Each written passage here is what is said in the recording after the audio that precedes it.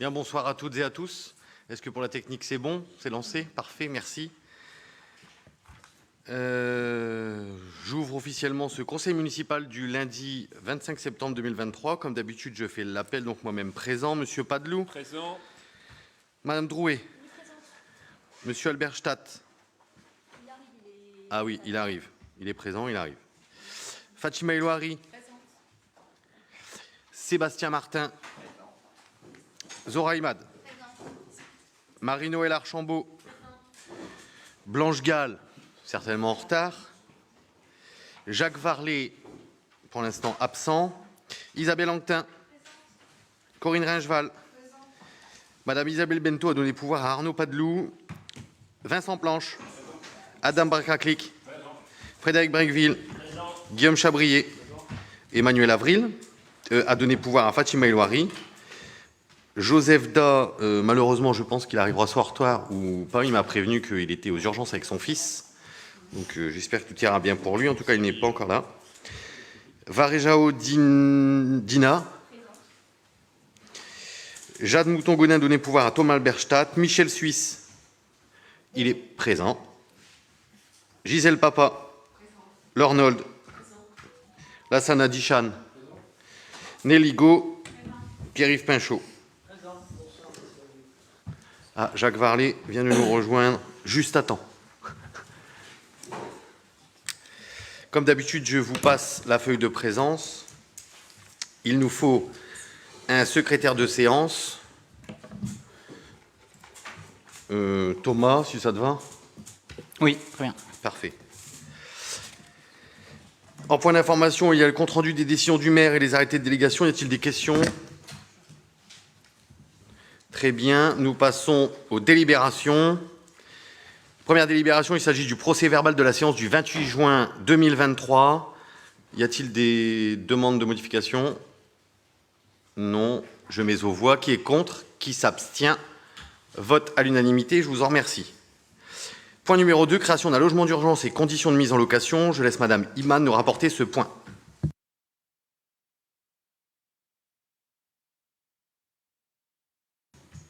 On m'entend bien? Ok. Messieurs, dames, bonsoir. Alors, pour rappel, la commune dispose de plusieurs logements situés majoritairement dans les étages des écoles communales et initialement destinés au logement des instituteurs. L'un de ces logements, situé au sein de l'école élémentaire des Tillelles, a été libéré durant l'été. L'an passé, il nous semblait nécessaire de transformer ce logement en salle des maîtres. Néanmoins, les effectifs de l'école étant en baisse, une classe devient libre et disponible pour cet usage. Par ailleurs, dans le cadre du futur quartier de la ZAC, une extension de l'école est envisagée, laquelle devra intégrer une salle dédiée pour les réunions de maîtres.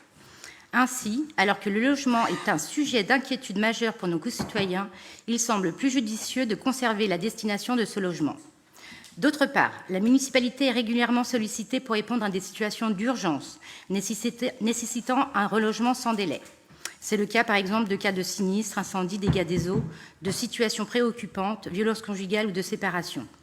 Aussi, il est proposé de modifier la destination de ce logement situé à l'étage de l'école élémentaire des Tilleuls, 10 rue Maurice Fricoté, pour en faire un logement d'urgence. Les conditions d'accès à ce logement seront donc les suivantes. Un accès réservé à une personne déjà domiciliée sur la commune de Mézières ou un agent communal. Un accès réservé à une situation d'urgence ne pouvant être résolue dans un délai court dans le parc locatif privé ou social. Une durée de bail maximum de 12 mois, reconductible une fois sur justificatif, un montant du loyer 576 € mensuel, valeur au 1er octobre 2023, révisable au 1er octobre de chaque année, et la latitude laissée au maire de prononcer une diminution de loyer sur motivation de la situation particulière des occupants. En cas d'inoccupation, le logement pourrait également accueillir une délégation étrangère dans le cadre du jumelage de la commune, dans le cadre d'une visite officielle. Considérant que la municipalité souhaite pouvoir répondre à la problématique de situation de logement nécessitant une prise en charge en urgence, il est proposé aux membres du Conseil de modifier la destination de l'appartement situé à l'étage des écoles Les Tilleuls au 18 rue Maurice Fricoté pour en affirmer le caractère de logement d'urgence. Article 2, de déterminer les conditions d'accès à ce logement comme suit. Accès réservé à une personne déjà domiciliée sur la commune ou un agent communal. Un accès réservé à une situation d'urgence ne pouvant être résolu dans le délai court dans le parc locatif privé ou social. Une durée de bail maximum de 12 mois, renouvelable une fois sur justificatif. Montant du loyer 576 € mensuels, valeur au 1er octobre 2023, révisable au 1er octobre de chaque année. Et la latitude laissée au maire de prononcer une diminution de loyer sur motivation de la situation particulière des occupants. Merci Madame Imad. Y a-t-il des questions? Oui, Monsieur Adichan. Monsieur le maire, moi je demandais pourquoi on n'avait pas pris la maison de Monsieur Lecoq, qu'on avait racheté pour justement en faire un logement d'urgence. Alors, je pense qu'au niveau, c'est par rapport aux investissements déjà, par rapport à la maison de Monsieur Lecoq, je crois que c'est déjà prévu dans le programme de l'agrandissement de l'école, avec tout ce qui sera infrastructure, la cantine, etc., prochainement. Donc, je pense que là, on a eu un logement qui s'est libéré. Il nous a semblé, en fait, ce qui s'est passé, c'est qu'on a eu une fermeture de classe à la rentrée. Donc, il nous a semblé limite normal de se dire, voilà, on a un logement qui est libéré pendant 1 an. Le logement, la salle des maîtres n'est pas prévue suite à la fermeture d'une classe qui s'est faite cette année. Donc le caractère en fait urgent et la décision, c'était de dire voilà, on a un logement, autant aujourd'hui le mettre à disposition de personnes qui seraient dans une situation compliquée, et après de peut-être envisager de se dire la maison de Monsieur Lecoq, comme vous disiez, mais je pense que cette maison est prévue pour un autre projet. Non, parce que là, c'est vrai que c'est intéressant de le mettre pour quelqu'un qui n'a pas de logement ou sa maison a brûlé ou un accident. Exactement. Mais le seul problème, est-ce que ça ne va pas créer des problèmes avec des gens d'extérieur qui viennent habiter dans une école? C'est-à-dire sachant qu'il y a des enfants, je ne sais pas. Oui, mais on a déjà eu le cas, il y a 2 ans de cela, il y a eu un incendie dans une maison. Il y a des personnes, on avait à l'époque un logement qui était disponible et on a pu reloger cette famille-là pendant 1 an. Après, c'est sûr que voilà, c'est des logements qui sont au niveau des écoles, ça a toujours, mais ça restera toujours temporaire. C'est-à-dire que c'est une situation où la personne pourra se permettre, entre guillemets, où on pourra l'accompagner pour lui trouver justement un autre logement, soit dans le parc locatif social ou le privé, mais c'est de répondre à une demande urgente. On a quelque chose aujourd'hui. Non, mais je comprends bien, mais moi, ce qui me dérange un peu, c'est l'école. Sachant qu'il y a des enfants dedans et qu'une personne étrangère, quand je dis étrangère, à la ville, qui vient d'urgence ou de... C'est pour ça que dans la délibération, c'est indiqué, c'est vraiment des personnes qui sont domiciliées sur Mézières ou un agent qui travaille sur la commune. Non, mais ça aurait été des profs, je comprendrais, des profs qui ont l'habitude d'être à l'école. Mais là, c'est des gens qui viennent de l'extérieur dans une école. Oui, mais de l'extérieur, de la commune. Oui, de la commune, oui. Je suis d'accord, mais après, c'est le caractère urgent. Je pense qu'ils seraient, entre guillemets, contents de se dire, voilà, même si c'est dans une école, avec peut-être les inconvénients que ça a, parce que voilà, c'est sûr que pendant les heures de récréation, etc., il n'y a pas... Après, le logement est situé quand même du fait qu'on peut avoir un accès de l'autre côté, mais c'est une réponse, je pense, qui doit être pour un cas d'urgence. Moi, je ne suis pas contre, mais dans une école, je ne peux pas dire oui. Très bien, mais pour répondre aussi à votre interrogation, aujourd'hui, nous avons déjà, dans le cadre de notre foncier immobilier, notamment dans les écoles, des habitants qui ne sont pas instituteurs et qui habitent dans ces logements au-dessus d'une école, et ce, depuis parfois 20 ou 30 ans. Voilà. Là, on pourrait y faire, ils sont là, mais remettre, au lieu de changer le système, on remet le même système qui existait avant.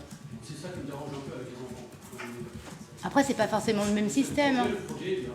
Oui, après, c'est pas forcément le même système, c'est vraiment un logement temporaire d'urgence. C'est-à-dire que c'est une convention temporaire qui est limitée dans le temps pour qu'on puisse les accompagner à trouver un logement dans un autre environnement. Je comprends bien, Zora. Ouais. C'est une bonne idée. Mais moi, ce qui me dérange, c'est avec les écoles. Les écoles avec les enfants en dessous et puis mettre des gens. Oui. Bon, après, nous comprenons, voilà, nous comprenons votre avis, mais ayant un logement qui s'est libéré, ayant déjà eu un incendie grave à Mézières, avec une capacité, heureusement, de loger cette famille dans le haut d'une école, et tout s'est bien passé, je ne me vois pas demain, en transparence, dire à des habitants sinistrés, voire même à une femme qui divorce avec complications et violences intrafamiliales, ben, je ne peux pas vous loger parce que c'est au-dessus d'une école. Je ne peux pas. Alors peut-être que vous pouvez, mais moi, je ne peux pas. Voilà. Je ne peux pas, c'est que je trouve une autre solution. J'ai proposé la maison Lecoq. Je n'ai pas dit qu'il ne fallait pas le faire. Voilà. Et puis sur les nouveaux logements peut-être qui vont être faits, il faudrait peut-être y penser à prendre un logement pour le mettre en service. Aujourd'hui, ce logement, l'avantage, c'est qu'il ne nous coûte rien. Vous nous reprochez assez de dépenser. La maison Lecoq, vous le savez, elle est vouée à être rasée. Il y a trop d'investissements à l'intérieur.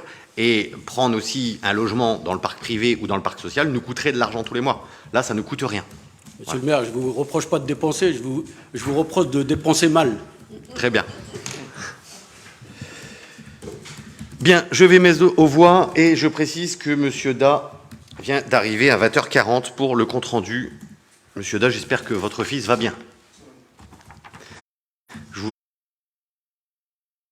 vous fais passer la feuille d'appel. Bien, pour ce point numéro 2, qui est contre? Monsieur Adichan. Qui s'abstient? Vote à la majorité, je vous en remercie. Point numéro 3, il s'agit d'un point technique, vous le savez, dans le cadre des pouvoirs que vous m'avez accordé en début de mandat. Théoriquement, je demande les subventions sans demander au conseil municipal un avis sur les demandes de subventions, vu qu'on va chercher de l'argent et on ne le dépense pas. Sauf que la communauté urbaine a mis en place un fonds de concours et dans délibération de la communauté urbaine, elle exige que ça passe en conseil municipal. Donc, je passe en conseil municipal et je vous demande l'autorisation de pouvoir demander à la communauté urbaine 350 000 € pour nous aider au financement du cabinet médical. J'ai assez bien synthétisé la note de synthèse. Des questions? Madame Nolde.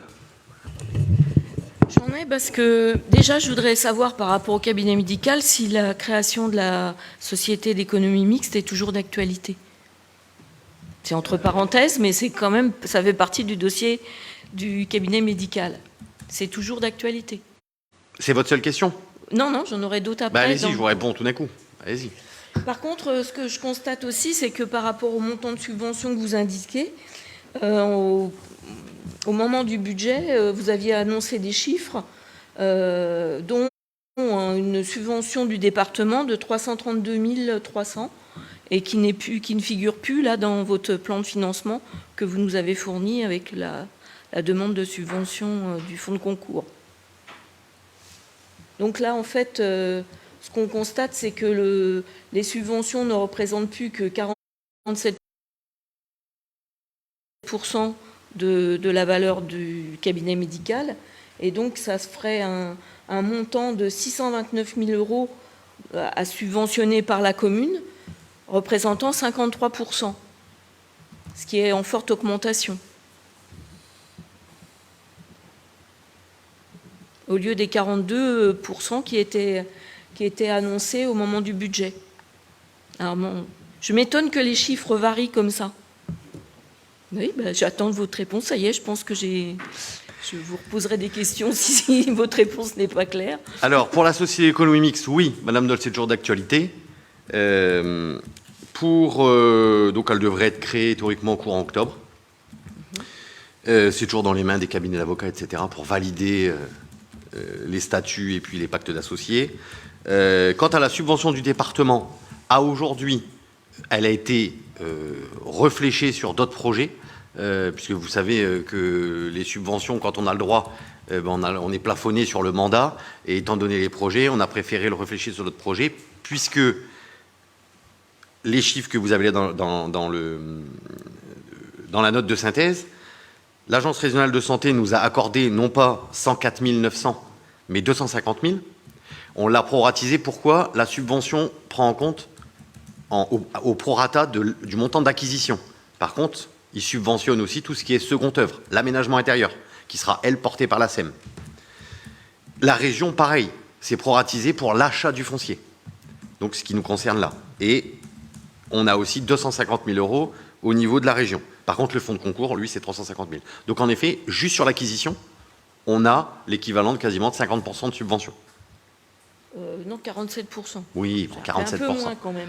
Oui, mais là, en fait, ça laisse quand même la partie à financer par la commune De 600 000 euros. 629 000 euros, donc 53% du projet C'est au total. budget, on l'a mis au budget. Oui, mais c'est énorme quand même. Ben, c'est énorme. S'il y avait Et- d'autres solutions. Oui, mais au aujourd'hui- départ, on avait 80% de subventions, on avait à notre charge que 20%. Au moment du budget, on avait 58% de subventions et que 42% à financer. Ça va crescendo. Là, il y a quand même 10% en plus encore à financer par la commune. Oui, voilà. Par Le rapport à ce delta, que vous, aux voilà, chiffres le que vous nous delta, il avez est donnés. 10%. Que vous nous Mais avez donné. encore une fois, aujourd'hui, si on peut aller chercher encore d'autres subventions, on ira le chercher. Mais aujourd'hui, c'est les subventions qu'on a de façon certaine. Donc là, c'est certain, c'est voté, c'est validé. Donc on devrait plutôt s'en réjouir, puisque ça fait quand même 2 ans que vous me dites qu'on n'arrivera jamais, qu'on ne le fera pas, que ça coûtera trop cher, qu'on va endetter la commune. On a quand même déjà, enfin, vous comptez... 629 000 euros, c'est quand même pas une paille. Hein.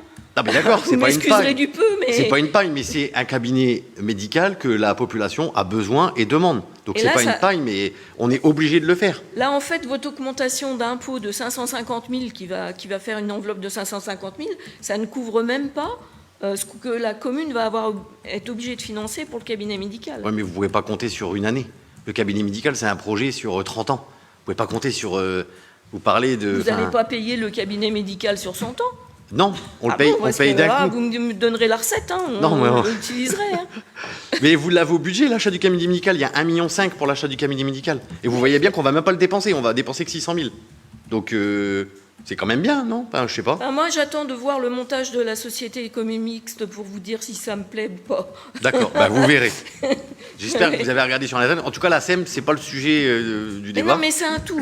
C'est mais un d'accord, tout par c'est un rapport au tout. cabinet médical. Donc, il ne faut pas regarder que par un petit bout de la lorgnette, il faut regarder le projet en totalité. Pour l'instant, on n'a pas une vision totale du projet du cabinet médical. Pour moi, c'est pas... Bah, enfin, je sais pas, il vous suffit d'aller regarder sur Internet. Même les citoyens qui nous regardent peuvent regarder ce que c'est qu'une société économique mixte. C'est une société privée dans laquelle une collectivité doit avoir une majorité. Enfin, c'est voilà. Oui, non, Donc, mais on l'a vu. je vois pas les questions que vous posez.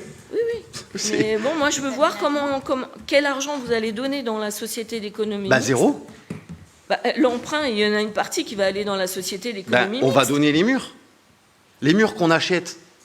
Du coup, les murs qui sont valorisés 1,2 million, mais qu'on n'achète que 600 000 en vérité, ils vont être valorisés dans la société en capitaux de la commune, équivalent à 60% des parts, à 1,2 million. Donc en fait, nous, on ne met pas d'argent.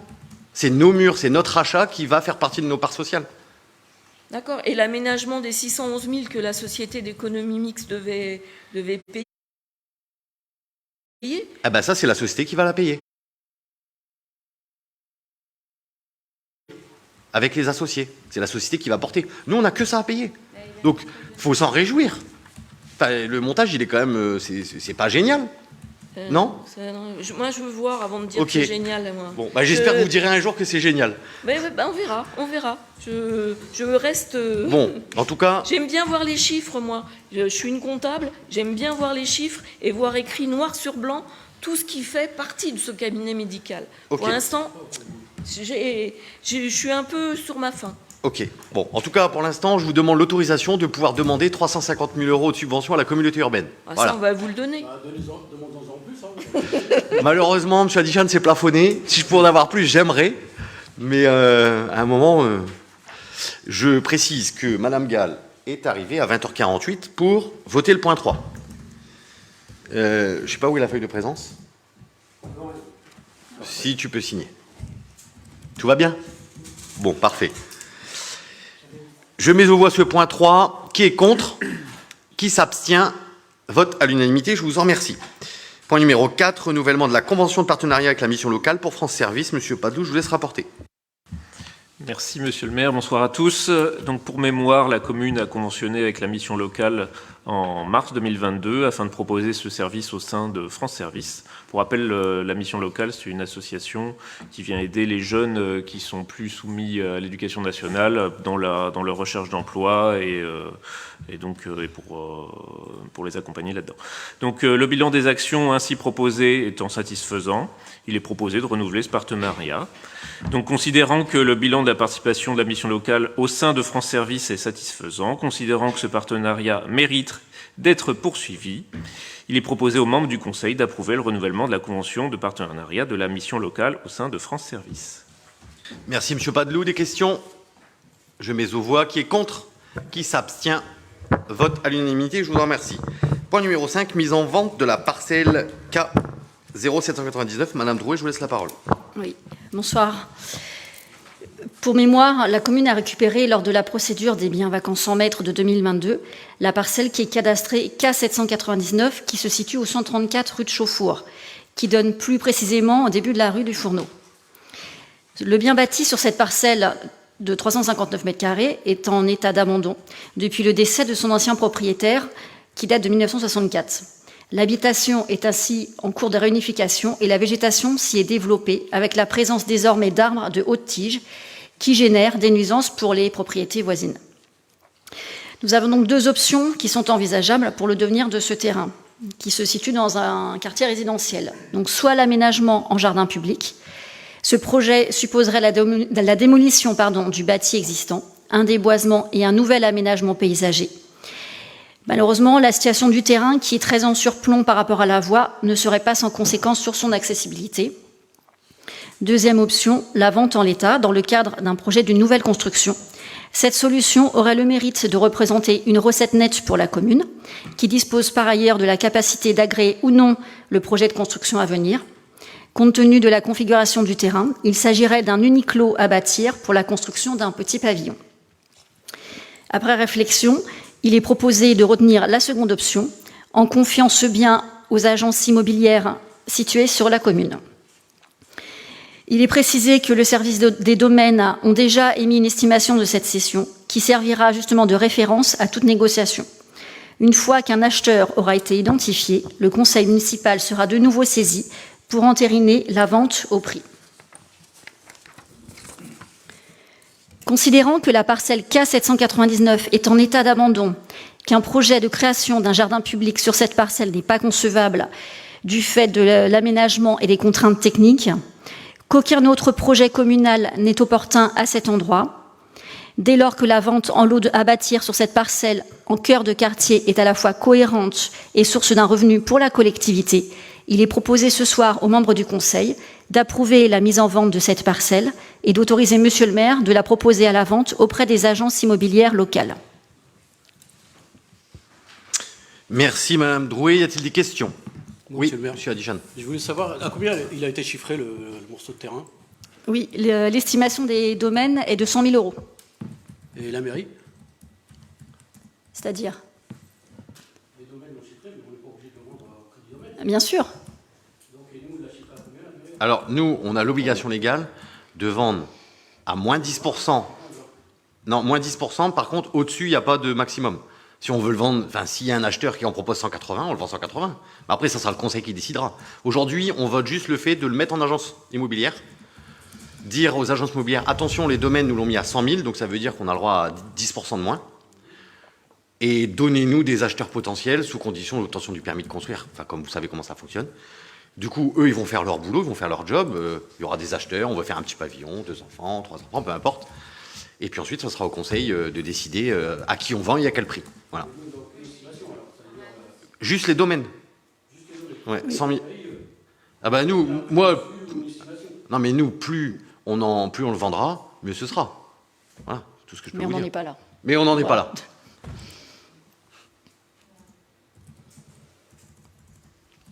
D'autres questions? Bien. Je mets aux voix. Qui est contre? Qui s'abstient? Vote à l'unanimité. Je vous en remercie. Point numéro 6, un point ô combien technique, et je laisse le soin à Madame Drouet de le rapporter. Merci, Monsieur le maire. Il s'agit de la désaffectation et déclassement d'une partie de l'ancienne sente de la fontaine Saint-Nicolas. En effet, la commune a été saisie récemment par les propriétaires du 125 rue Nationale concernant leur acte de propriété. La propriété a fait l'objet d'échanges et cessions avec la commune dans le cadre de la phase préparatoire de la ZAC des Fontaines. Ces procédures, qui ont été menées entre 2005 et 2016, n'ont malheureusement pas été abouties, les laissant dans une situation juridique inextricable. Ainsi, leur propriété englobe actuellement la parcelle D817, que le Conseil a accepté de vendre par délibération du 24 novembre 2005, mais qui est toujours enregistrée au cadastre comme propriété communale. Et une partie de l'ancienne centre de la Fontaine Saint-Nicolas, dont la fermeture à leur profit a été actée le 17 janvier 2007, mais qui figure toujours en domaine public. En première étape, pour retrouver une situation juridique, on m'entend, oui, saine et conforme, à la réalité sur place, ainsi qu'à la volonté des élus des municipalités précédentes, il convient de constater la désaffectation de 6 mètres carrés de l'ancienne centre communale de la Fontaine Saint-Nicolas et de prononcer son déclassement. Une fois que le Conseil aura délibéré en ce sens, le service des domaines pourra être saisi pour confirmer l'estimation de la valeur de cette partie de centre, ainsi que de la parcelle D817. Le Conseil sera ensuite de nouveau saisi pour autoriser la vente de ces biens, étant précisé qu'une partie de ce montant a déjà été consignée chez le notaire ayant officié pour la commune en 2005.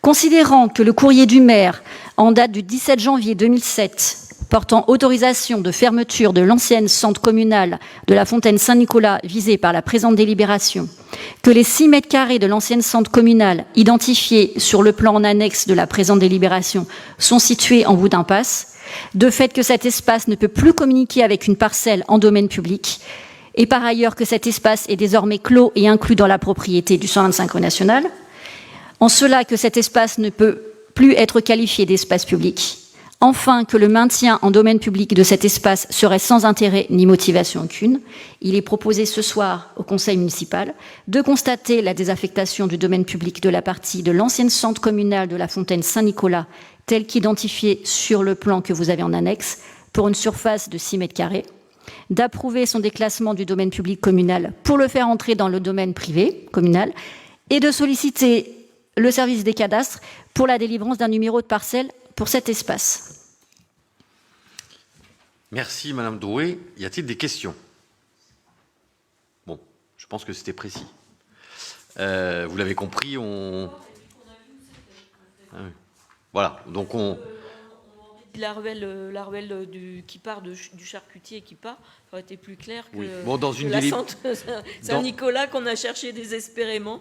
Mais bon, on l'a trouvé quand même. Dans une délibération, écrire la ruelle qui passe devant le charcutier, ça fait un peu moyen, hein, Madame Nod. Mais peut-être, mais la centre Fontaine Saint-Nicolas, ça nous disait rien du tout. Bah, vous voyez, c'est vieux, donc... voilà. Oui. Oui. La commission, on l'avait précisé, mais vous n'étiez pas là, en effet. Voilà, monsieur Alassane Adichan. Bien, merci Madame Drouet. Je mets aux voix. Qui est contre? Qui s'abstient? Vote à l'unanimité. Je vous remercie pour ces habitants. Même si, encore une fois, vous, comme l'a dit Madame Drouet, hein, on risque d'avoir 2-3 délibérations pour la même chose. Parce que vous avez compris que c'est technique, ça date d'il y a longtemps. Et voilà. Point numéro 7, création de postes pour la police municipale. Comme annoncé lors du dernier conseil municipal, le service de police devient municipal à compter du 1er octobre prochain. Les recrutements sont terminés et je peux annoncer aux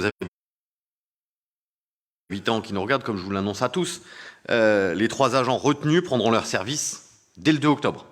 Donc nous aurons bien dès le 2 octobre 3 policiers municipaux à 100% pour Mézières-sur-Seine. Il convient néanmoins de modifier le tableau des effectifs pour 2 raisons. L'un des agents recrutés est nommé policier stagiaire. Dans cette situation, la commune doit l'affecter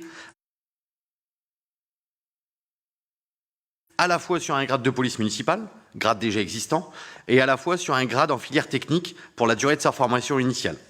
Aussi, il appartient au Conseil de créer ce poste à vocation temporaire, le temps que cet agent termine sa période de formation obligatoire préalable avant d'intégrer définitivement la filière de police municipale. Et enfin, les 2 autres agents ont le grade de brigadier chef principal.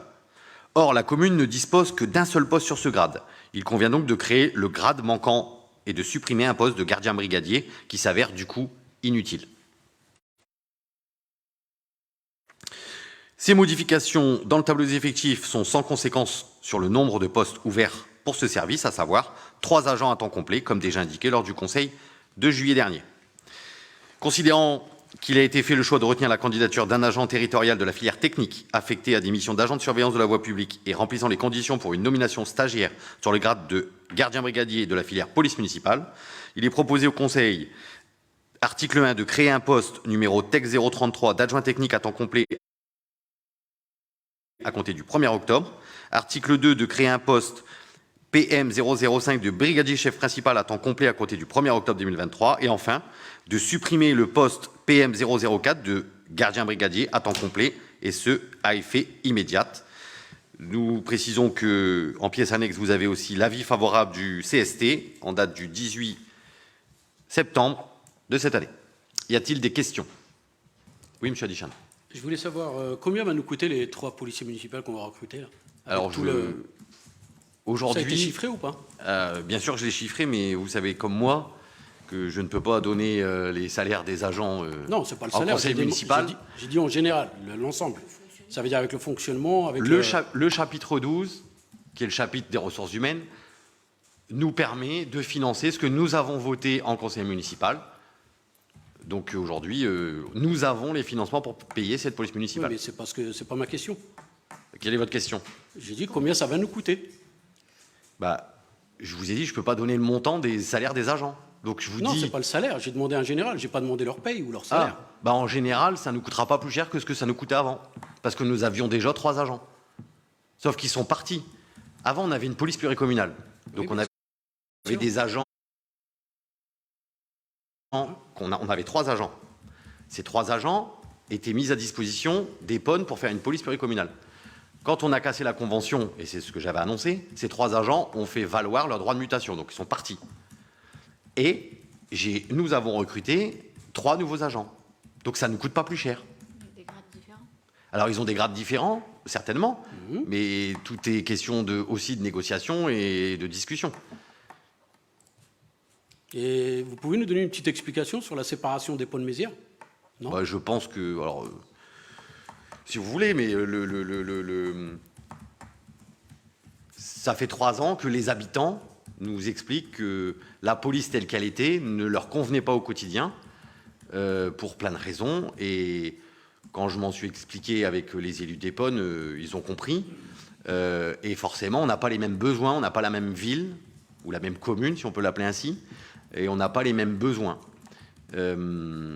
Et en plus de ça, et je l'ai dit aussi dans la presse sans aucun problème, le deal dans cette police pluricommunale, et vous le savez vu que vous avez fait partie de sa création, c'était que Mézières a X agents mis à disposition de cette police, et Épône met Y agents, qui est le double, vu qu'ils font le double d'habitants. Sauf que pendant 2 ans et quelques, Épône n'a pas réussi à recruter, et du coup on a tourné sur 2 communes qu'avec nos agents, nos 3 agents. Et donc forcément les habitants ne sont pas contents de ce service. 3 agents ne peuvent pas faire le travail de 5 ou 6, c'est pas possible. Donc à un moment donné, il faut prendre ses responsabilités, faire des choix difficiles, et dire on arrête, ça ne marche pas. Et on recrute. Et bizarrement, en 3 mois, on a recruté 3 agents. Voilà. Donc ça veut dire qu'Épône ne savent pas recruter. Je sais pas. Vous en déduisez ce que vous voulez en déduire. C'est ce que vous venez de m'expliquer. Soit ils savent pas. En fait, non, mais il y a plusieurs raisons. Soit ils savent pas, soit c'est pas intéressant pour eux. Soit... Non, mais peut-être que c'est pas intéressant pour les agents. La police pluricommunale, peut-être ça n'intéressait pas. J'en sais rien. Il y a peut-être aussi beaucoup d'agents qui aiment. Enfin, moi, quand j'ai recruté, je me suis mis dans la peau d'un agent de police municipale. Et aujourd'hui, à Mézières, on a besoin, et les élus, c'est ce qu'ils souhaitent, c'est une police de proximité. Une police qui connaisse les gens. Une police qui soit là à disposition des gens et qui fasse aussi des points écoles. Et voilà. C'est ce que les élus ont demandé. Et quand j'ai recruté, tout de suite, c'est ce que j'ai dit aux agents. Je dis, je vous préviens, moi, je veux des agents de proximité. Des agents, peut-être qu'un jour, je l'espère, avec les élus, et on pourra mettre à vélo électrique et ils sauront se balader dans la Mézières et dire bonjour aux gens. C'est ce qu'on a envie et c'est ce que nos habitants ont besoin. Et en tout cas, c'est ce qu'ils nous réclament. Et quand j'ai fait mes recrutements, en tout cas ceux qu'on a recrutés, ils m'ont dit monsieur le maire, c'est tout à fait ce qu'on veut faire. Alors peut-être que la police pluricommunale, dont la façon dont elle a été créée, enfin voilà, je me dis peut-être que ça n'intéressait pas forcément tous les agents de police municipale. Je ne sais pas. Mais en tout cas, aujourd'hui, c'est factuel. Nous, on a recruté, ils arrivent le 2 octobre et je m'en réjouis. Voilà. D'autres questions? Très bien. Je mets aux voix pour la création de ces postes et la suppression d'un poste. Qui est contre? Qui s'abstient? Vote à l'unanimité. Je vous en remercie. Point numéro 8, création de postes vacataires pour l'étude surveillée. Madame Éloiry, je vous laisse la parole. Bonsoir, messieurs, dames. Alors, pour mémoire, la commune propose depuis 2009 aux enseignants de la commune de participer au service d'études surveillées après la classe. Depuis l'an passé, cette étude a été ouverte à tous les élèves, sans limite de nombre par école. Or, le nombre d'enseignants intéressés pour accompagner les élèves dans le cadre de ce service reste insuffisant pour répondre à la demande des familles. Aussi, il convient de pouvoir s'appuyer sur des intervenants qui ne sont pas titulaires du grade de professeur des écoles, mais disposant néanmoins de compétences en la matière. Cette mission relève de la vacation horaire de par son caractère non pérenne. Il est donc proposé de créer des emplois de vacataires afin d'assurer la surveillance des études après la classe, dans le cas de carence en matière d'effectifs d'enseignants ou d'animateurs communaux et de fréquentation élevée du service. Considérant qu'il convient d'autoriser le recrutement d'agents vacataires pour assurer la surveillance de l'étude après la classe, dans le cas de carence en matière d'effectifs d'enseignants ou d'animateurs communaux et de fréquentation élevée du service et de déterminer la rémunération, il est proposé aux membres du Conseil de créer des emplois vacataires afin d'assurer la surveillance de l'étude après la classe, en cas de carence en matière d'effectifs d'enseignants ou d'animateurs communaux, de déterminer leur rémunération comme suit: application d'une indemnité horaire brute d'un montant de 11,52 €, ajustable à chaque évolution du taux horaire du SMIC. De préciser que cette dépense figure déjà dans le budget communal au sein du chapitre 12. Merci, Madame Éloiry. Des questions? Oui, Madame Nolde. Je voulais vous demander combien ça ferait de postes, combien vous avez prévu de postes de vacataires? Alors, pour l'instant, nous, on crée des postes. Pardon, il faut que je remette une fois. J'arrive. Alors, on crée plusieurs postes, au cas où, comme c'est des postes d'1 heure pour l'étude, donc on en crée plusieurs. Et si on a besoin, en fonction des effectifs des inscriptions à l'étude, on pourra solliciter les personnes pour prendre ces postes-là. Donc là, il n'y a pas de nombre de postes que vous Non, la déterminez. la délibération nous autorise justement à créer ces postes temporaires sur demande. Elle est souple exprès. Elle nous autorise à créer sur demande et sur besoin de la population, suivant les inscrits qu'on a et aussi suivant le vivier, parce qu'on peut avoir beaucoup d'inscrits, tout comme on peut avoir très peu de candidats. Donc on doit se laisser une souplesse pour ne pas passer une délibération à chaque conseil et nous handicaper sur le fonctionnement des devoirs surveillés. C'est bien ça, Madame Éloiry? Oui, c'est ça. Études surveillées. Études surveillées, pardon. Je ne vous ai pas entendu, madame. Ils sont inscrits à l'année. Ils sont inscrits à l'année, tout à fait. Pour une année, là, on sait. Là, cette année, il y aura, les postes seront créés, mais à l'heure actuelle, on n'en aura pas besoin. Ouais, Mais au moins, ce sera pour les années suivantes, on ne sait jamais. C'est ça. Et pour Voilà. l'instant, on n'a pas besoin, mais attention, ils peuvent s'inscrire, je crois, Madame Éloiry, vous avez envoyé un mail aujourd'hui jusqu'au 1er octobre.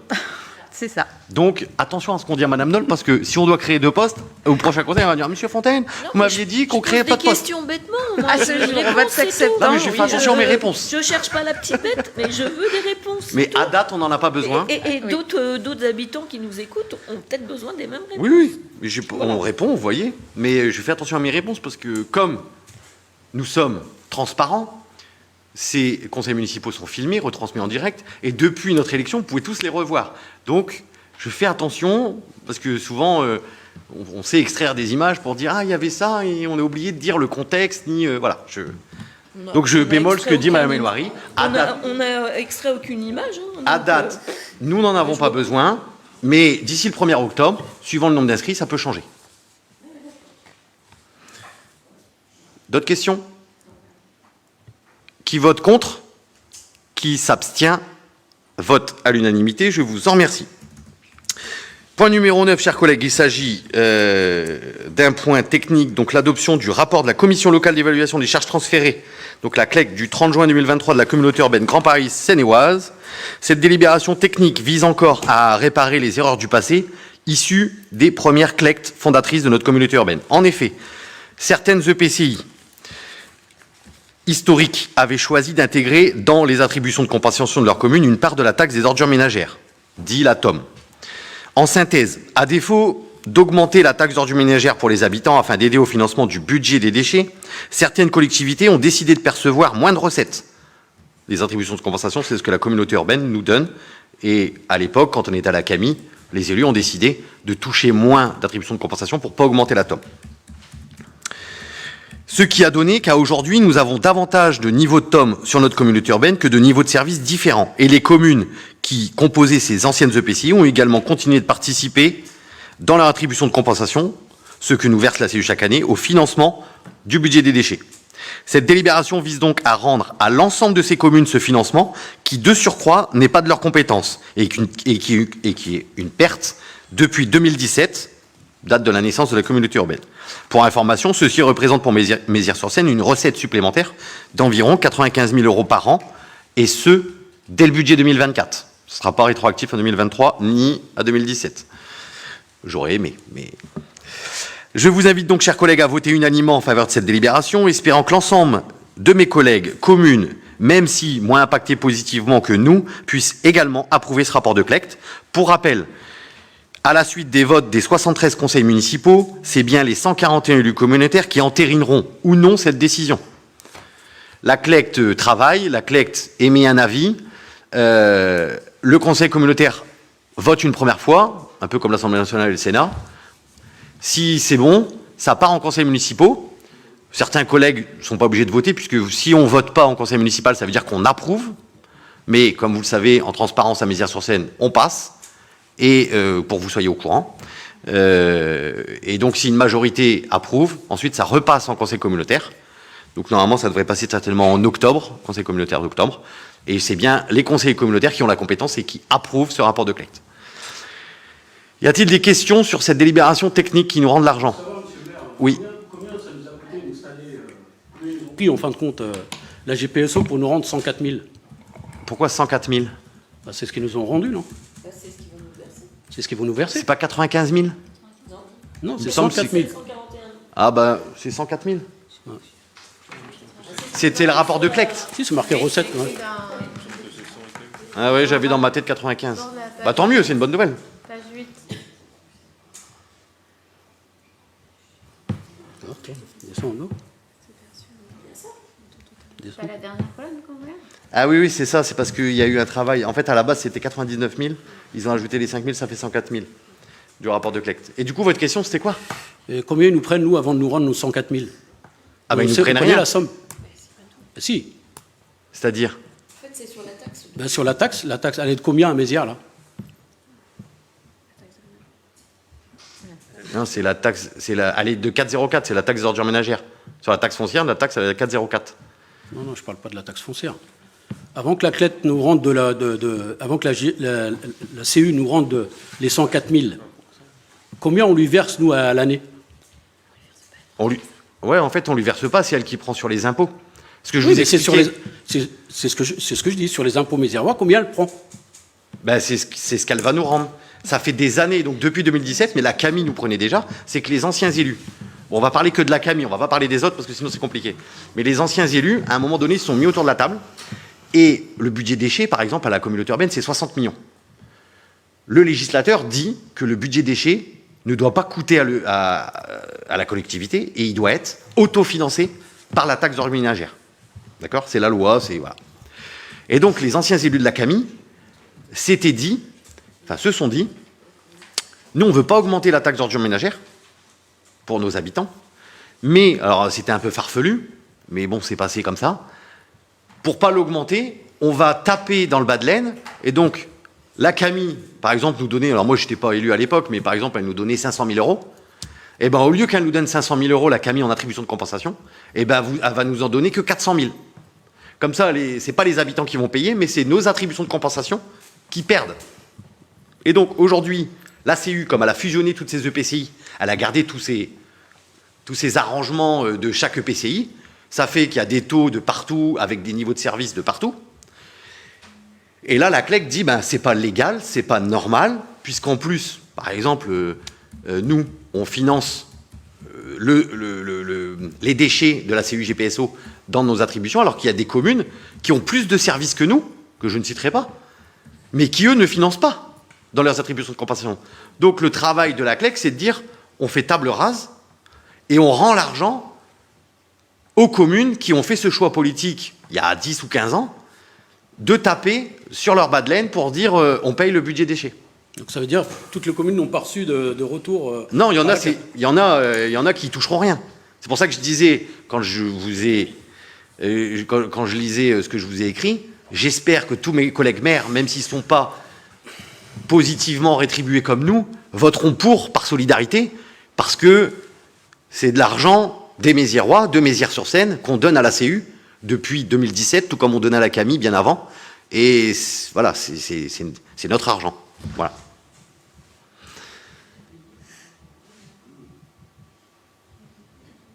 Donc c'est une bonne nouvelle, la CU nous rend notre argent. Enfin, j'espère que ça passera en conseil communautaire. Y a-t-il des questions? C'est dommage qu'ils ne nous diminuent pas notre taxe foncière d'autant des... voilà, la taxe des ordures ménagères.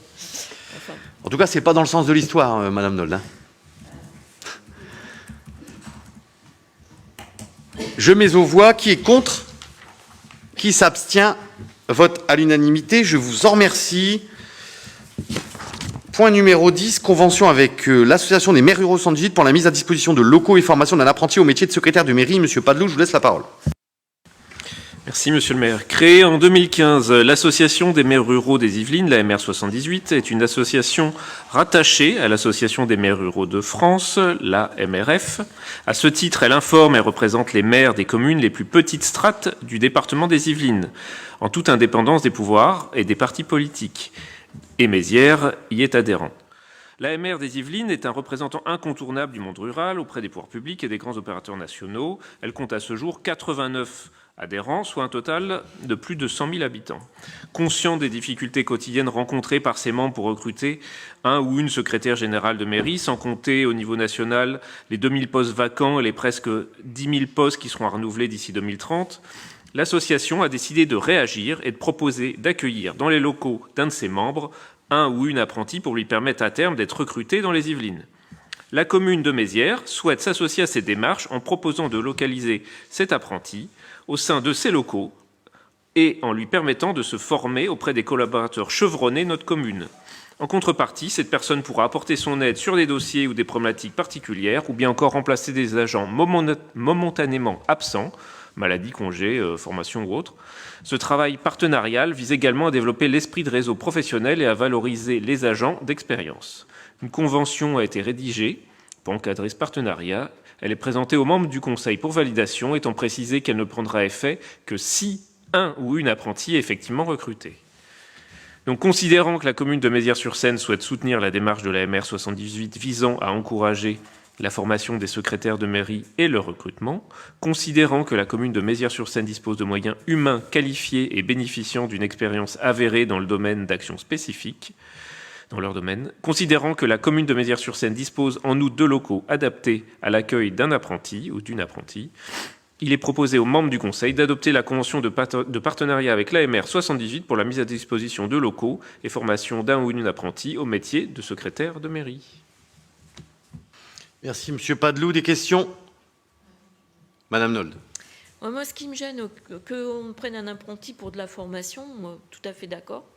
Par contre, qu'à pallier aux absences des autres agents, moi j'ai vécu cette expérience de faire des remplacements comme ça, de boucher les trous. C'est frustrant parce que c'est pas comme ça qu'on apprend un métier.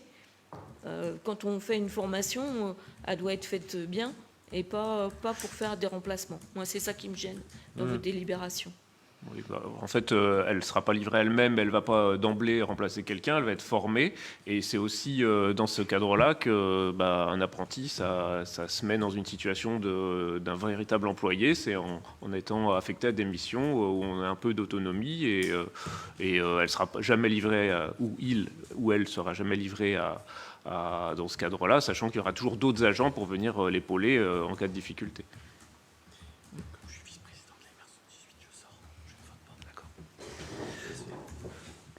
Du coup, est-ce qu'il y a d'autres questions? Très bien. Donc, pour préciser que Monsieur le maire quitte la salle étant vice-président de l'AMR 78 pour ne pas influencer sur le vote. Voilà, monsieur le maire est sorti.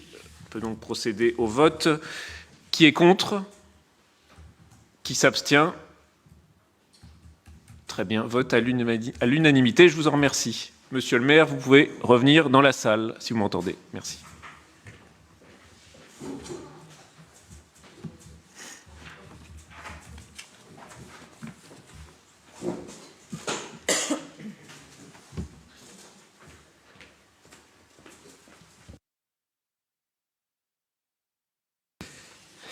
Merci, monsieur Badelou. Point numéro 11, encore un point technique.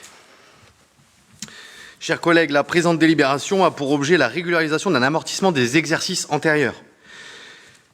Suite à l'étude de l'actif, il a en effet été constaté la somme de 190 € amortie à tort sur un bien sorti de l'actif suite à un transfert de biens à la communauté urbaine Grand Paris Seine-et-Oise.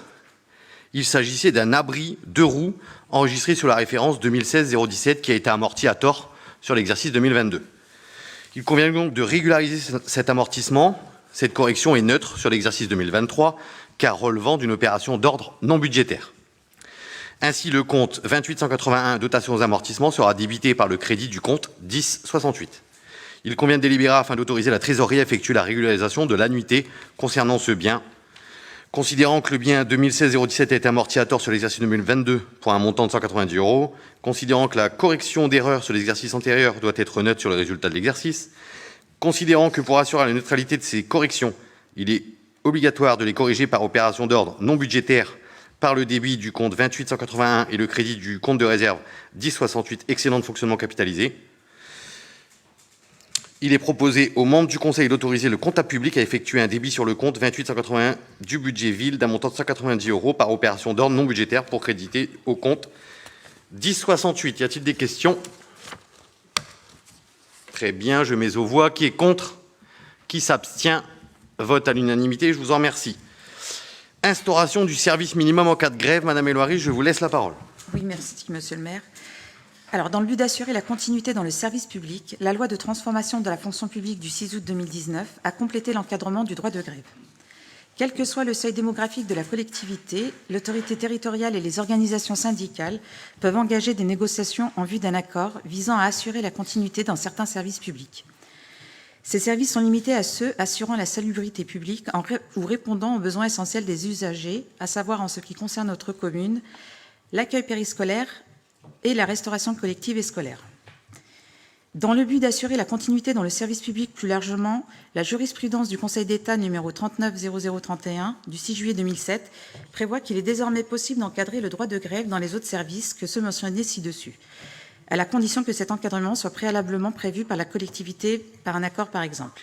Cet accord, vous l'avez reçu par mail, je ne vais pas le lire, avant que vous ayez des questions. Donc ça a été voté au CST, ça a été voté à l'unanimité par les représentants du collège du personnel, ainsi que par les représentants du collège de la municipalité. Est-ce que vous avez des questions? Très bien. Merci, Madame Elouari. Qui est contre? Qui s'abstient? Monsieur Adichad. Vote à l'unanimité, je vous en remercie. Contrat de partenariat pour le festival Blues sur scène 2023. Monsieur Martin, c'est à vous. Bonsoir. Merci, monsieur le maire. La communauté urbaine a intégré dans son projet culturel de territoire des objectifs de diffusion et de rayonnement culturel sur son territoire afin d'aller au plus près des publics. La programmation de spectacles vivant hors les murs du théâtre de la Nacelle en partenariat avec les communes et acteurs du territoire qui expriment un désir de collaboration répond à ces objectifs. La communauté urbaine, au travers du théâtre de la Nacelle, est partenaire du festival Blues sur scène pour la co-réalisation d'un concert. Par conséquent, la communauté urbaine a programmé un concert de l'artiste Missa P. Hinson à la salle Arc-en-Ciel dans le cadre de la saison Hors les murs 2023-2024 du théâtre de la Nacelle et de l'édition 2023 du festival Blues sur scène. Le contrat de partenariat qui est présenté au Conseil dispose des modalités d'organisation de cet événement. La communauté consent ainsi la mise à disposition au titre gracieux de la salle Arc-en-Ciel dans le cadre de cet événement. Aussi, Vu le projet de contrat de partenariat avec la communauté urbaine pour la réalisation d'un concert à Mézières-sur-Seine dans le cadre du festival Blues-sur-Seine, vu l'avis de la commission événementielle, vie associative, sport, culture, loisirs et commerce du 13 septembre 2023, considérant l'intérêt pour les Mézérois de pouvoir bénéficier sur leur commune d'un concert dans le cadre du festival Blues-sur-Seine, article unique, il est proposé aux membres du conseil d'approuver le contrat de partenariat avec GPSEO dans le cadre du festival Blues-sur-Seine 2023. Merci, Monsieur Martin. Des questions? Bien, c'est plutôt, en effet, une très bonne nouvelle pour les Méziérois, puisque Blues-sur-Seine nous propose toujours des concerts de grande qualité. Donc, c'est plutôt une bonne nouvelle. Monsieur le maire, je Oui. reviens sur votre parole. C'est vrai qu'ils font de bonnes choses. Mais ce qu'il faut dire, c'est qu'ils ont une salle gratuite, on paye déjà la CU et on paye les entrées. Donc ça fait un peu beaucoup quand même pour une ville petite ville de 3500 habitants. Bah, bien sûr qu'on paye. Pourquoi on ne paye pas? Ah non, on paye pas. Vous n'avez pas lu la convention? Qui? Mais si. On paye pas. Ben si. Non. C'est pas la convention. Pour le spectacle, on paye. Non. Quand il y a un spectacle. Ah non, mais Ah non. bah oui, mais tout le monde paye. Oui. Non, mais c'est ce que je veux dire. Aujourd'hui aussi, on produit là une pièce de théâtre. Et d'ailleurs, il reste plus beaucoup de place, mais je vous invite à venir. Mais enfin, on fait payer aussi, nous. Non, mais on fait payer, mais c'est notre salle. C'est un Mézières, la salle. C'est pas. Non, mais d'accord. Mais Non. c'est un artiste de qualité. C'est. Ouais, mais ça, c'est les excuses qu'on trouve. C'est comme non. pendant notre mandat, c'était toujours comme ça. non, Ça veut mais- dire qu'il y a une salle gratuite qu'on ne paye pas, on leur paye un pot à la fin parce qu'il faut que la commune participe, et les Méziérois payent encore une entrée. Non, mais la GPSO finance tout un concert, enfin tout un festival sur je sais pas combien de semaines, et ils payent les artistes. C'est GPSO qui paye. Donc GPSO nous met à disposition cet artiste à Mézières-sur-Seine pour la première fois. Et je pense que ce sera la dernière parce que souvent ils sont à la nacelle ou au COSEC. Avec ce Et qu'ils prennent. la moindre des choses, c'est de leur laisser Oui, la mais salle gratuite. La moindre des choses aussi, c'est de nous faire un spectacle gratuit avec ce qu'ils nous prennent aussi, non? Ouais. Alors, Ah oui, mais si on revient à la c'est même pas chose. tout à fait comme ça que ça se passe. Là, la nacelle est en travaux et on va se retrouver avec différents concerts qui, soit ils ont lieu dans des salles des communes, soit ils sont annulés. Donc GPSEO, mais aussi la nacelle, nous propose de nous mettre un concert et donc des artistes de haut niveau à disposition. Et effectivement, les gens vont payer le spectacle. Ouais, c'est ça qui me gêne. Mais nous, dans la convention, ils nous amènent quand même gratuitement, sans qu'on n'organise rien du tout. Ils gèrent tout et ils utilisent notre salle. Bah, c'est je pas pense gratuit. que- Ils et déjà, il n'y utilisent aura notre pas salle. que les C'est pas Mézérois. que c'est gratuit. Je Puisqu'on paye pense l'entrée, que- on leur donne une salle. Non, on La leur salle, donne pas. quand on la loue à un On leur donne Méziérois, pas, on elle est leur pas met à gratuite. disposition. C'est ça un partenariat. Bah oui. Ouais, mais vous en faites beaucoup de partenariats. Oh, bah, Ça nous oui. coûte cher. Hein. On en fait quelques-uns. Mais ça coûte rien. Ouais, la preuve, il faut regarder juste la taxe foncière. Hein. Non, mais ça coûte rien. Enfin, comparé à ce qui est Oui, oui, comparable. ça coûte rien. J'ai compris que vous voulez taper sur la taxe foncière, vous voulez taper sur la taxe Non, foncière, je vous tape l'avez pas, je tape publié pas que sur 15 la- fois sur les réseaux Ne sociaux. mettez pas sur la taxe foncière, je vous ai donné juste un exemple, Bah non. monsieur le maire, arrêtez de jouer un peu le... Ben, c'est vous qui jouez. Mais non, c'est Et vous qui jouez. On, Moi, vous, je vous dis- on vous dit que Blues-sur-Seine vienne gratuitement. Monsieur le maire, j'ai à été Mézières. contre pendant notre mandat de ce système-là, et j'y serai encore contre aujourd'hui et demain. D'accord. Voilà. C'est Ah, tout. c'est bien. Vous êtes contre. Ah, soyez contre. Je ne suis pas contre la culture, hein, je suis contre le système, comment c'est fait, c'est tout. Mais quel système? Mais je comprends pas. Mais bon. Très bien. D'autres questions? Je mets aux voix. Qui est contre? Monsieur Adichan. Qui s'abstient? Très bien. Vote à la majorité. Je vous en remercie. Question orale. Monsieur Pinchot, vous m'avez envoyé une très longue question orale. Je vous laisse la lire et je vous répondrai. Cette question est en fait une bonne nouvelle. La bonne nouvelle, c'est que nous avons des collègues qui sont des élus dans les départements des Yvelines et qui s'intéressent à la démocratie locale et à l'amélioration de la démocratie locale. Ils font partie de, comme nous ici, des listes minoritaires et ils ont établi tout un programme, toute une série de propositions pour améliorer la démocratie locale et la représentativité des listes minoritaires. Alors, c'est une liste transpartisane. J'observe d'ailleurs que parmi les élus qui ont participé à cette réflexion, il y en a certains qui ont la même étiquette que celle de Monsieur le maire aujourd'hui. Et donc, la question que je me pose, c'est est-ce que ces propositions qui consiste, par exemple, à demander à ce qu'il y ait une évolution de la législation concernant la représentativité, puisqu'à l'heure actuelle, il y a pour une liste qui arriverait très légèrement en avance par rapport à une autre, qui dépasserait donc, qui serait majoritaire, elle aurait une prime majoritaire de 50%, c'est-à-dire que 50% des conseillers municipaux seraient déjà acquis par la liste. Les autres 50% qui restent seraient répartis à la proportionnalité. Or, tout le monde sait que le problème, c'est la représentation de l'ensemble des sensibilités, qu'il faut que chaque Français se sente représenté à travers les élus. Et donc, une des propositions, c'est d'abaisser la prime majoritaire à 25%, c'est-à-dire que celui qui arrive en tête, surtout s'il est arrivé très légèrement en tête, ce qui se passe de plus en plus fréquemment dans les élections municipales, n'aurait d'emblée que 25% des conseillers municipaux et le reste serait à la proportionnelle intégrale. Donc il retrouverait évidemment son quota dans ces 75%, mais les autres seraient davantage représentés.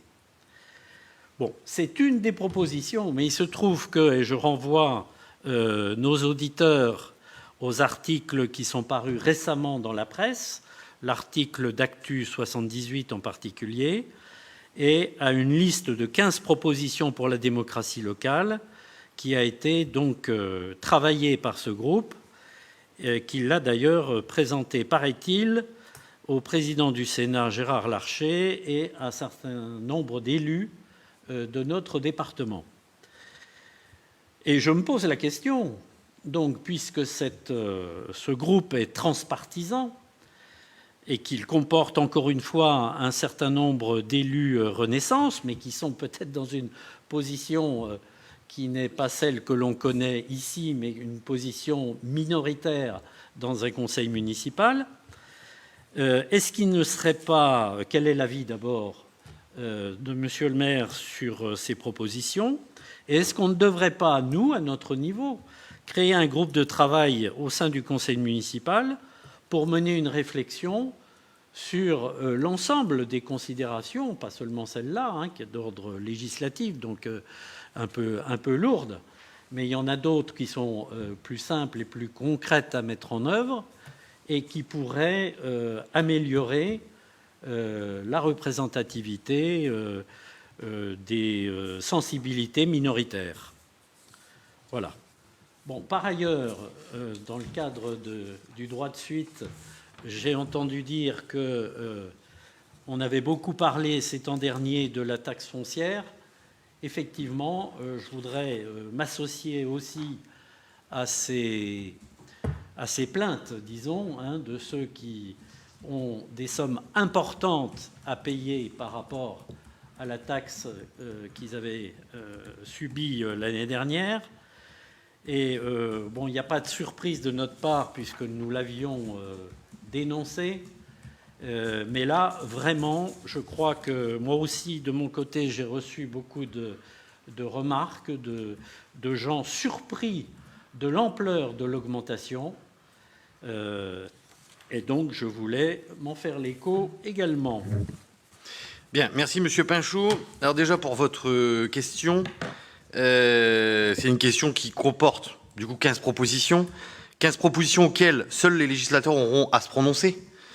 Il ne vous aura pas échappé que je ne suis pas législateur et que votre question est très technique, voire très politique.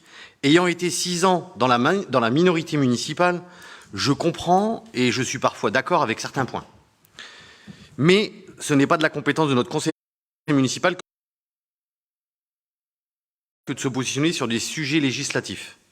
Je ne peux qu'espérer que ce collectif yvelinois transpartisan de 83 élus soit entendu et écouté par nos législateurs. Enfin, sans minimiser ce collectif, Mais pour en rester là, je voulais juste rappeler qu'il y a plus de 5000 élus municipaux dans les Yvelines. J'invite par ailleurs tous les membres du conseil municipal, s'ils le souhaitent, puisque M. Pinchot m'a envoyé les 15 propositions, les articles de presse m'a tout envoyé, si vous les voulez, vous m'en faites la demande, je vous les enverrai sans problème, et puis on les trouve sur Internet dans tous les cas.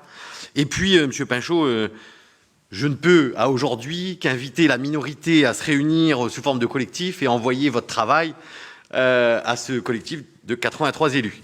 Et pour la taxe foncière, ce n'était pas dans vos points divers, mais j'invite également... Et c'est vrai que ça fait 1 an et demi que j'en parle. Je suis passé dans les Facebook Live, dans les vœux du maire, dans nos différentes communications.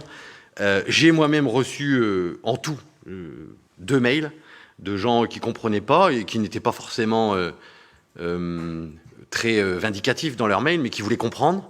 Donc j'ai répondu à ces 2 habitants, enfin ces 2 foyers. S'il y a des habitants qui ont envie d'avoir... davantage de réponses parce qu'ils n'ont pas forcément entendu tous les conseils municipaux ou toutes mes différentes interventions. Non seulement ils peuvent m'écrire, je leur répondrai, à tous, mais surtout ma porte est ouverte et on peut discuter sans aucun problème. Voilà, j'ai pu échanger aussi avec des gens au Forum des Assos, j'ai discuté avec des gens encore il n'y a pas très longtemps, enfin j'ai aucun problème avec ça. Le choix a été difficile. Moi-même, ma femme, quand elle a reçu la taxe foncière, elle m'a dit ça m'embête. Mais c'est comme ça, le choix... Non, elle ne divorcera pas pour ça, du moins je l'espère.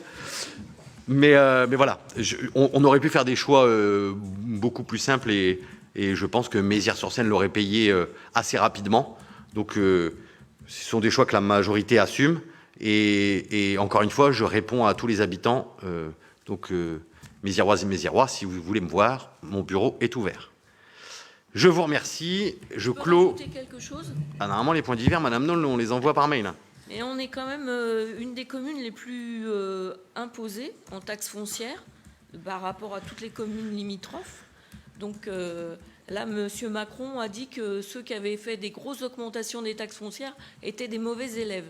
Alors, je ne sais pas comment vous avez pris cette remarque de votre président, mais bon, voilà, alors, je ressouligne oui. ce qui paraît évident pour tous les habitants qui payent la taxe foncière, ce qui n'est pas tout le monde. Oui, alors, je vous rappelle que j'ai fait des élections municipales en 2020 avec mon équipe, qu'à ce titre, j'ai été élu maire et que je me considère aujourd'hui maire de l'ensemble des Méziérois, même ceux qui n'ont pas voté pour nous.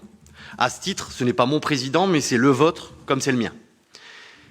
Et ce qu'a dit aussi le président Macron, et il a raison, beaucoup d'élus, parce que augmenter la taxe foncière, comme augmenter n'importe quel les tarifs, etc., c'est pas facile, électoralement.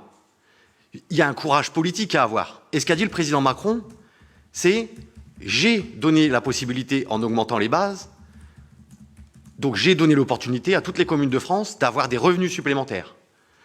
Quand un maire vous dit « c'est pas moi, c'est l'État », c'est faux. Et le président Macron a raison. Il a augmenté les bases, libre à chaque maire et conseil municipal, s'il n'avait pas envie qu'il y ait un impact pour ses citoyens, de le baisser. C'est ce qu'a dit le président Macron et j'en suis d'accord. Notre choix a été, au vu du budget, au vu de l'augmentation, etc., de l'augmenter. Le président Macron, je pense qu'il n'a pas connaissance de ce qui se passe à Mézières-sur-Seine et des installations qu'on a, etc. Je ne pense pas. En tout cas, si je suis un mauvais élève, eh ben, je suis un mauvais élève. Voilà. Je vous remercie. Je clôt ce conseil municipal.